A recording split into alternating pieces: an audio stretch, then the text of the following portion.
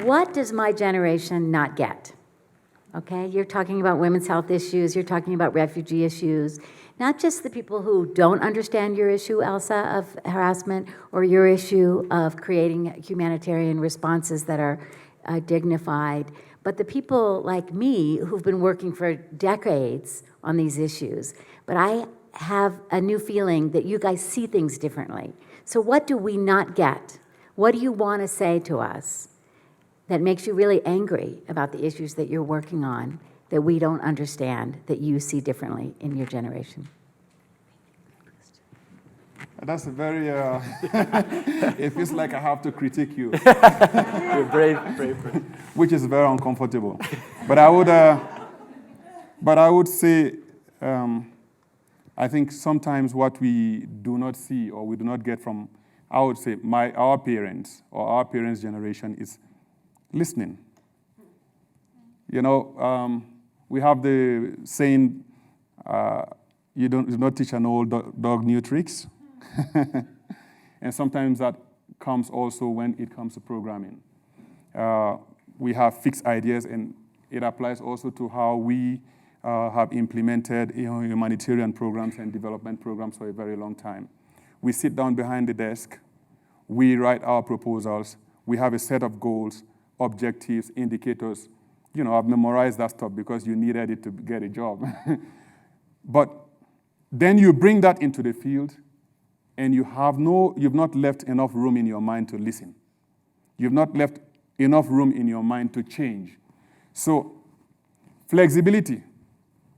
If our parents or people in my parents' generation can give themselves the room to be a little bit flexible and take on the idea of the new design age, you know, and let's all be innovative and creative and have fun in what we do. I echo what Abraham just said. Your generation has wisdom and experience, and I think ours has the advantage of technology.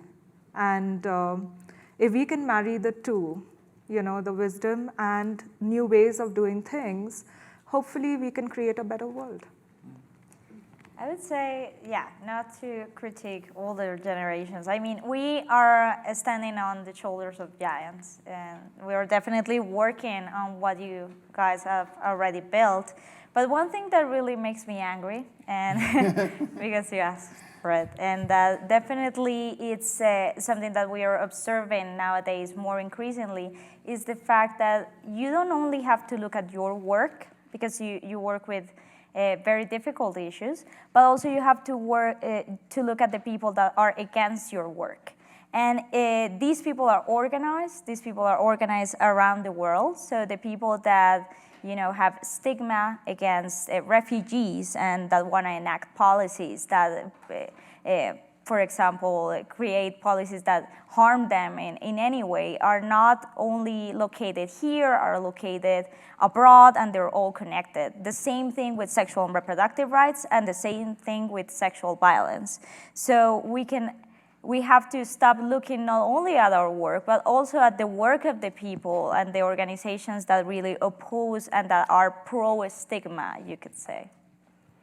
I think maybe if I could almost shift the question a little bit, I think young people right now have almost the power of naivety. I think some of the problems I see are so deeply rooted and systematic and structural, and they'll take 50 years to even crack or get some headway on. And some of the young people working on it is probably because they're not even thinking about that. They're seeing the issue in front of them, they're feeling the urgency and just responding for their community. And so it's not so much that I think that's a discernible difference sometimes you see. I mean, the weight of understanding everything and the experience of knowing, oh, you can press over here, but it's just gonna pop out over there. I think almost the lack of that knowledge is in some senses a strength.